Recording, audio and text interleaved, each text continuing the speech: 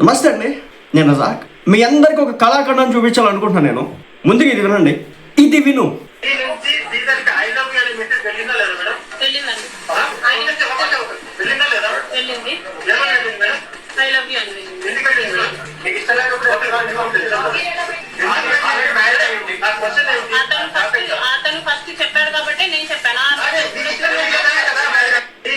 So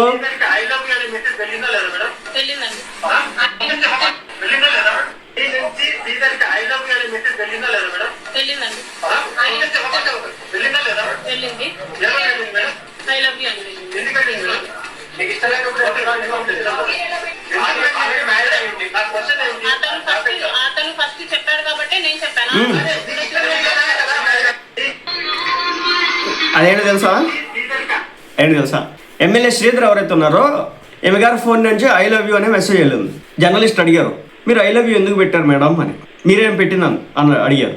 నేనే పెట్టానని చెప్పింది. మరి ఈరోజు కేసు ఎందుకు పెట్టారని అడిగారు. సో ముందు అతనే పెట్టాడు కాబట్టి నేను పెట్టాను అంది. అదేం అవుతా, అదే లాజిక్, అర్థం కానటువంటి పరిస్థితి. అంటే ఒక వ్యక్తి ఇష్టం లేదని చెప్తుంది, ఈమెను వంచాడని చెప్తుంది, అత్యాచారం చేసినాడని చెప్తుంది, వాడుకున్నాడని చెప్తుంది, 5 సార్లు అబార్షన్ చేయించాడని చెప్తా ఉంది.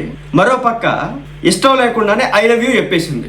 ఇది చాలు ఈమెకు సపోర్ట్ చేసేటువంటి వ్యక్తులు ఒక్కసారి బయటకు వచ్చి రియాక్ట్ అయితే కనుక, ఎవరైతే ఈమెకు సపోర్ట్ చేస్తూ ఉన్నారో, ఇద్దరు కలిసి ఉన్నారో, విభేదాలు వచ్చినాయి, పెళ్లి చేసుకోలేదు. సో విభేదాలు వచ్చిన నేపథ్యంలో 25 కోట్లు అడిగింది కదా, కోట్లు నోట్స్ కాదు కోట్లు అడిగింది కదా, తేడా కొట్టింది, కథ నడవలేదు. దాంతో బయటకు వచ్చింది బ్లాక్మెయిల్. నేను ఆడియో కూడా వినిపించినాం కదా, అది నాది కాదని చెప్తుంది. సరే అది నాది కాదంది కాబట్టి మనం పట్టించుకోవద్దు. ఈమె హస్బెండ్ కూడా మాట్లాడాడు, వీళ్ళిద్దరు కలిసి పెళ్లి చేసుకోవాలనుకున్నారని చెప్పేసి. తిరిగినంతకాలం తిరిగింది, అంతా బాగా చేసింది. 5 సార్లు అబార్షన్ అంటే మరి దాన్ని ఎందుకు క్వశ్చన్ చేయట్లేదు నాకు అర్థం కావట్లేదు ఈ పనికి మళ్ళీ మందికి. ఇప్పుడు ఏం చెప్తుంది, ఏమే ఐ లవ్ యూ అని పెట్టిందట. నువ్వంటే నాకు ఇష్టం అని చెప్పేసి మెసేజ్ పెట్టింది ఆ వ్యక్తికి. ఎందుకు పెట్టింది?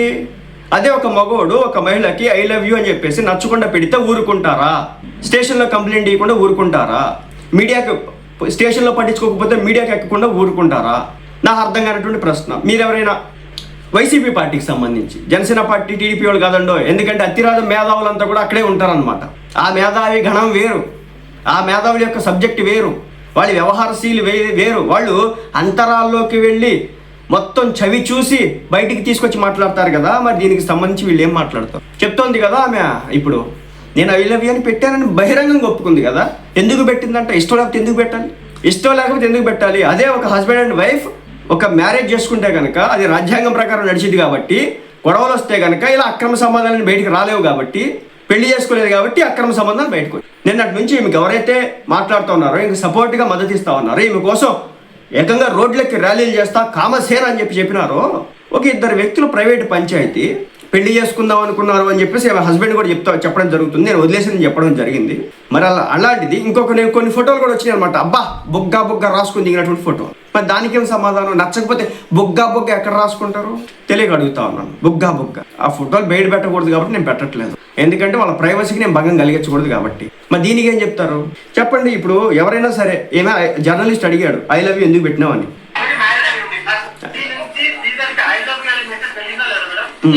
అది వెళ్ళిందంట, వెళ్ళింది.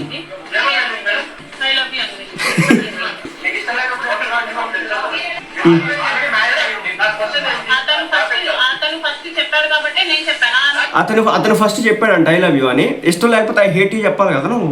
ఐ డోంట్ లవ్ యూ అని చెప్పాలి కదా నువ్వు. మరి ఐ లవ్ యూ 2 అని ఎందుకు చెప్పినావు నువ్వు?